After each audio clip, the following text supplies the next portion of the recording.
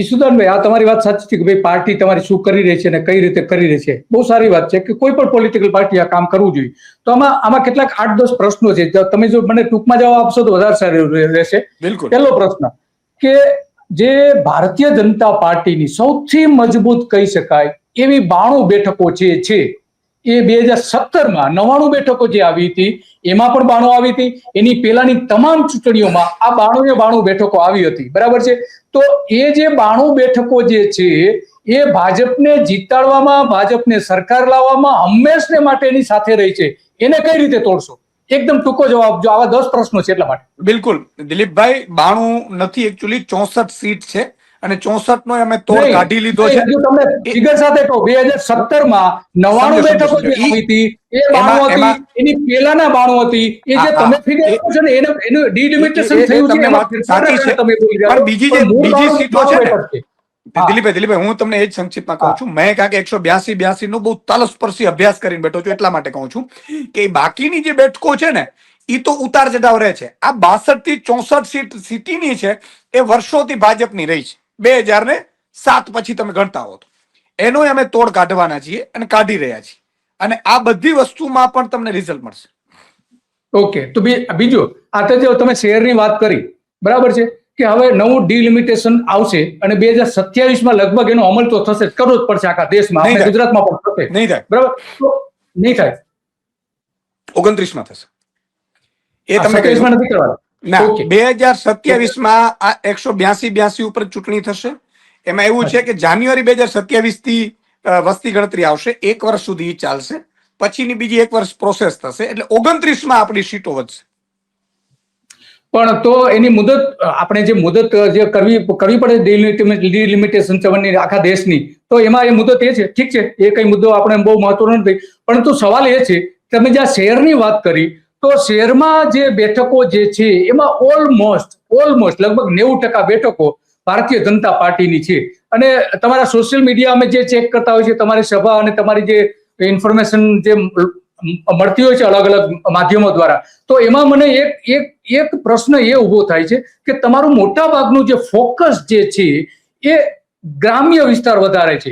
શહેરી વિસ્તારોમાં શું, અમદાવાદમાં શું તમે અમદાવાદમાં કઈ રીતે તમે આ ભારતીય જનતા પાર્ટીના વર્ષોથી આ જે મોટા શહેરો રહ્યા છે, મહાનગરપાલિકાઓ, હવે તો એ વધીને 17 થઈ ગયા છે.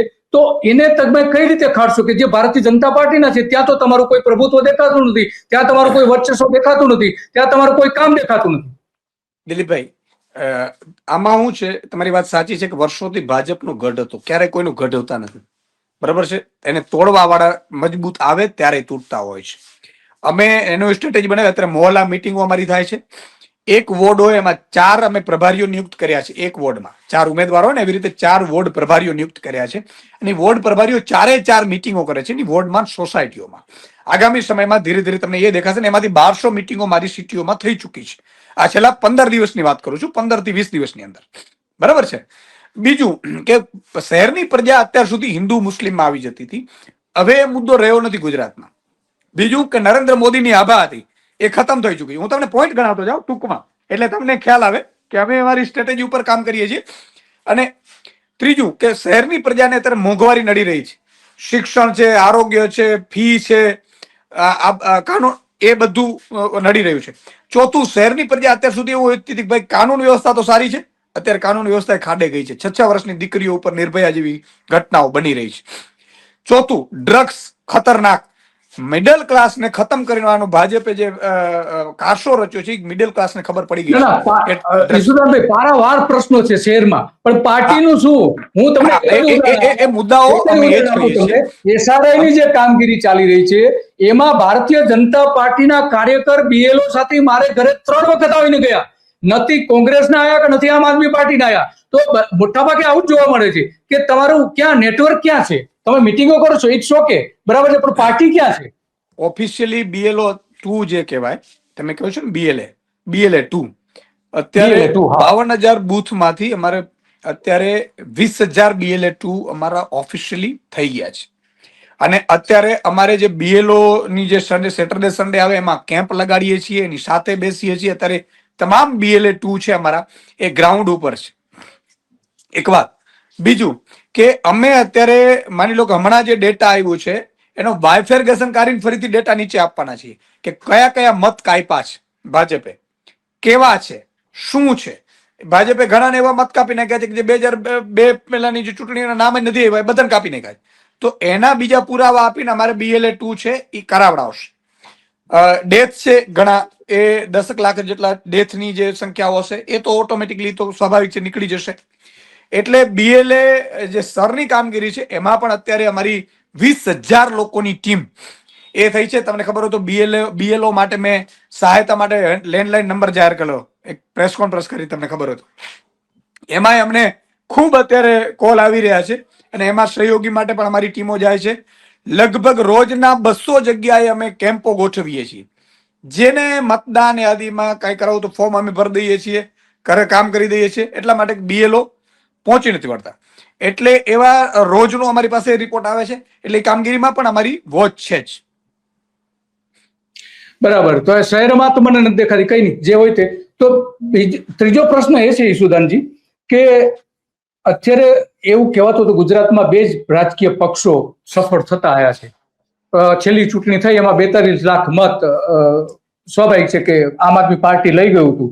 તો આ વખતે શું તમારો પક્ષ જે છે એ કોંગ્રેસને 3જા નંબર ઉપર ધકેલી દેશે? દિલીપભાઈ, મારું એનાલિસિસ કે છે, મે બી હું રોંગ પણ હોઈ શકું. કોંગ્રેસ તમે જુઓ કે વિપક્ષ ડાઉન ગયો હોય ઇતિહાસમાં, એવું પહેલી ઘટના બની ગુજરાત. હવે ડાઉન કેમ ગઈ એના પાછળના તમે અભ્યાસમાં જશો તો એના જે નેતાઓ રહ્યા બધા એ બધા ક્યાંક મેનેજેબલ હતા અથવા તો ધંધાદારી નેતાઓ હતા. એટલે સ્વાભાવિક છે નરેન્દ્ર મોદી અને અમિત શાહની સ્ટ્રેટેજી છે કે કોઈ પણ નેતા છે એને કોઈ કંપનીમાં મોટા ધંધા આપી દો એટલે મહિને 2 કરોડ રૂપિયો કમાય અને હલાવે. એટલે કોંગ્રેસ સતત હારતી ગઈ. પણ 2 જ વિકલ્પ હતા, ભાજપ અને કોંગ્રેસ. એટલે મને ભાજપ ન ગમે એટલે કોંગ્રેસ ન ગમતું હોય તો હું એને મત આપતો હતો, એટલે કોંગ્રેસ ટકી રહી. ત્રીજો વિકલ્પ જયારે આવ્યો અને મજબૂત આવ્યો એટલે કોંગ્રેસ છે 17 ઉપર આવી ગઈ. અને 17માં તમે જુઓ કે બનાસકાંઠાને બાદ કરીએ સૌરાષ્ટ્રમાં 1 જ સીટ, આદિવાસી પટ્ટામાં 1 જ સીટ, ખાલી એક પટ્ટો આવ્યો જે ઉત્તર ગુજરાતનો, એમાં કોંગ્રેસ ક્યાંક ટકી રહી. અને એમાં 17માંથી 6 તો વયા ગયા, અત્યારે 11 છે. બરાબર છે. તો હવે આ જે સ્થિતિ છે એ જોતા અને કોંગ્રેસના જે લીડરો છે એની આજે પણ જે એક્ટિવિટીઝ ન રહેતા, હું એવું માનું છું કે કોંગ્રેસ 0 સીટ ઉપર 5.5 થી 6% મત સાથે રહેશે. આ મારું અંદાજ છે. મે બી થોડું ઘણું રોંગ હશે, તમે વિડીયો રેકોર્ડ કરી રાખજો. ઈસુદાનભાઈ, કોંગ્રેસ તો આના માટે કુખ્યાત થઈ ગઈ છે. કોંગ્રેસ છે એટલે એઝ એ જર્નલિસ્ટ પણ અમે તો અનેક વાર લખી ગયા છીએ, બોલી ગયા છીએ. નહીં, સારું છે. તો ત્રીજા સારા યુવાનોને તક મળશે, એમાં ખોટું નથી. એ લોકો બિચારા ઘણું કામ કરી ચુક્યા, 30 વર્ષ કર્યું, બહુ થઈ ગયું.